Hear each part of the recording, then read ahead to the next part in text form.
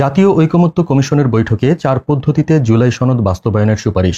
জুলাই সনদ বাস্তবায়ন নিয়ে আজ উঠল নতুন সমীকরণ, নতুন নাটকীয়তা। কিন্তু প্রশ্ন হচ্ছে, কে দেবে এর চূড়ান্ত অনুমোদন?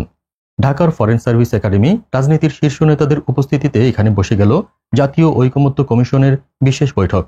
প্রথমে গুঞ্জন ছড়ায় সংবিধান পরিবর্তন ছাড়া সনদ বাস্তবায়ন অসম্ভব, কিন্তু ধীরে ধীরে ভেসে আসে একের পর এক প্রস্তাব। বৈঠকে আলোচিত হয় 4টি চমকপ্রদ পথ: অধ্যাদেশ, নির্বাহী আদেশ, গণভোট আর বিশেষ সাংবিধানিক আদেশ।